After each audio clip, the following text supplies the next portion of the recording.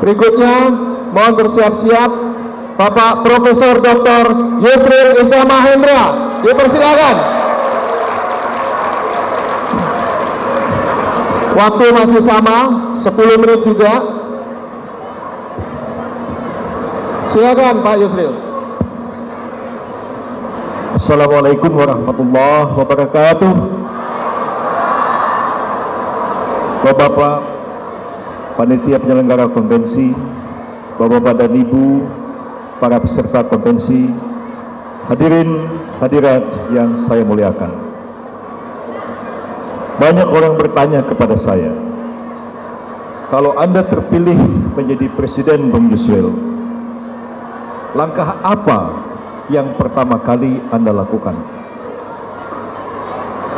Maka saya menjawab, langkah pertama yang saya lakukan adalah menghadiri sidang MPR untuk mengucapkan sumpah jabatan seorang presiden.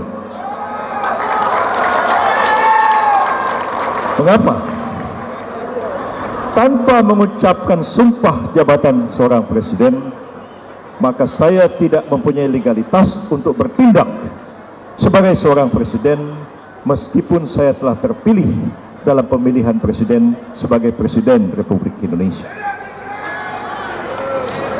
Apakah yang diucapkan dalam sumpah jabatan presiden itu? Kata-katanya disebutkan dalam Undang-Undang Dasar. Demi Allah saya bersumpah akan menjalankan tugas dan kekuasaan saya sebagai Presiden Republik Indonesia dengan sebaik-baiknya dan menjalankan Undang-Undang Dasar, undang-undang dan peraturan-peraturan lainnya dengan selurus-lurusnya dan seadil-adilnya. Ini nyambung dengan apa yang menjadi tema dalam kampanye yang akan saya laksanakan sebentar lagi. Tema saya adalah keadilan dan kepastian hukum. Kalau orang tanya kepada saya, apakah masalah fundamental yang dihadapi oleh bangsa dan negara Republik Indonesia ini? Jawaban saya adalah, persoalan yang fundamental yang harus segera dipecahkan adalah persoalan keadilan dan kepastian hukum. Inilah starting point saya. Inilah titik tolak saya.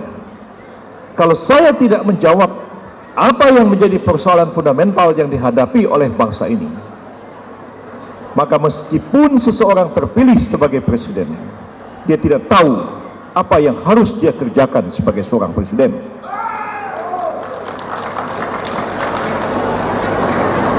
Kita lihat Undang-Undang Dasar kita mengatakan, negara Indonesia adalah negara hukum. Sejak tahun 45 kita berbicara demikian.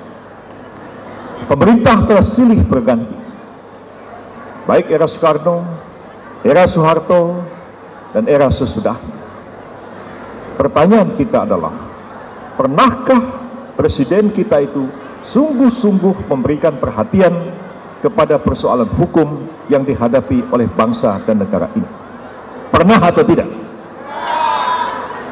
Di era Soekarno, tekanannya adalah nation building. Di era Pak Harto, tekanannya adalah pembangunan ekonomi. Era sesudahnya adalah tekanannya pada demokrasi. Pernahkah kita sungguh-sungguh memberikan perhatian kepada apa yang dikatakan oleh konstitusi kita, Republik Indonesia adalah sebuah negara hukum? Maka tugas saya adalah, pertama, melakukan kajian ulang terhadap seluruh norma-norma hukum yang berlaku di negara kita ini. Mana yang tidak adil harus diperbaiki, mana yang tidak pasti harus diformulasi ulang. Tanpa adanya keadilan dan kepastian hukum, maka apapun yang mau dilakukan di negara ini, hasilnya akan mengecewakan dan bahkan akan sia-sia belaka. Kita bicara pembangunan ekonomi, tapi filosofinya bukan keadilan. Kita laksanakan pembangunan ekonomi, tapi tidak ada kepastian hukum. Apa jadinya? Siapa yang mau bertarung? Siapa yang mau melakukan investasi kalau tidak ada kepastian hukum? Siapa yang mau hadir di sini kalau tidak ada kepastian hukum? Jangan-jangan pulang dari konferensi ini semua orang ditangkapin semua. Harus ada jaminan kepastian hukum. Itu sebabnya negara kita tertinggal jauh dengan negara-negara tetangga.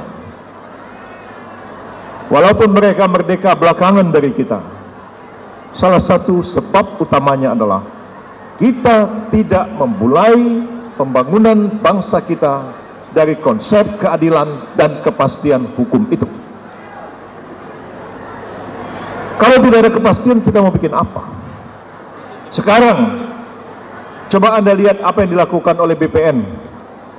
Kepala BPN mengeluarkan peraturan kepala BPN yang memberikan kewenangan kepada dirinya sendiri untuk mencabut sertifikat-sertifikat tanah dengan alasan adanya kesalahan administrasi pada waktu mengeluarkan sertifikat itu. Gedung ini, rumah kita, besok tiba-tiba datang petugas BPN mengatakan, ini bukan rumah Anda lagi, sertifikatnya sudah dibatalkan. Kalau saya investor, saya beli 10.000 hektar tanah, saya bikin kebun, saya beli 5 hektar tanah, saya bikin real estate. Tiba-tiba BPN dengan seenaknya membatalkan sertifikat dengan alasan ada kesalahan administrasi. Itu kalau cuma BPN. Kalau kepala kantor urusan agama bisa membatalkan surat kawin kita semua dengan alasan ada kesalahan administrasi pada waktu mengeluarkan surat kawin itu, malam ini kita berzina dengan istri kita semuanya. Mau saudara-saudara begitu? Ini negara apa?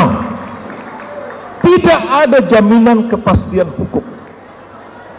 Tidak udah Gustav Radbruch, orang Jerman yang lahir abad 17, Imam Ash-Shatibi yang lahir abad 9 mengatakan hakikat syariah adalah hakikat syariah adalah keadilan. Imam Ash-Shatibi mengatakan, jika norma hukum bertentangan dengan norma keadilan, maka norma seperti itu tidak pantas untuk dianggap sebagai norma hukum yang berlaku. Jauh sebelum Radbruch bicara.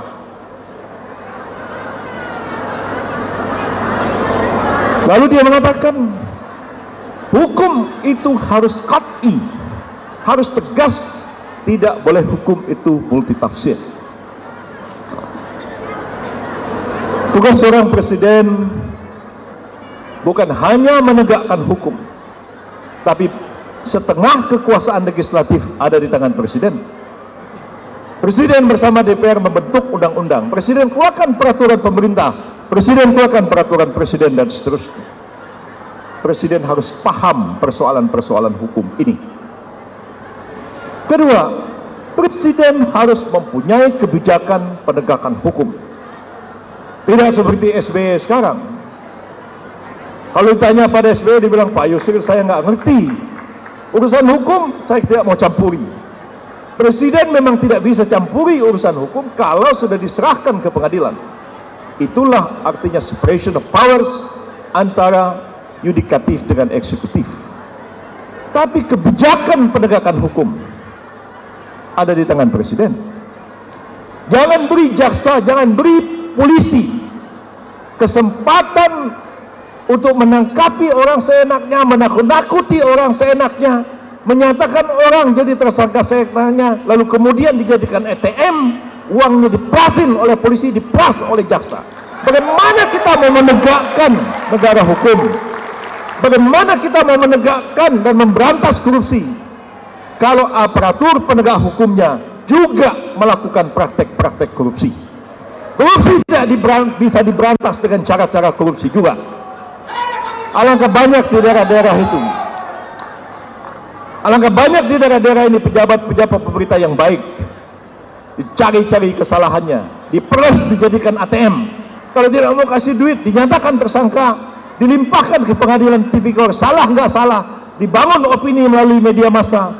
Hakim pun kehilangan objektivitas, main hukum saja seenaknya. Negara apa seperti ini? Inilah tugas yang akan saya emban. Saya tahu masalahnya dan saya tahu bagaimana cara memecahkan. Kalau saya tidak tahu masalahnya dan saya tidak tahu bagaimana memecahkannya, saya tidak akan maju menjadi calon presiden dalam konteks ini. Terima kasih. Merdeka! Assalamualaikum warahmatullahi wabarakatuh. Waalaikumsalam warahmatullahi wabarakatuh. Tepuk tangan untuk Pak Yusril Izzah Mahendra.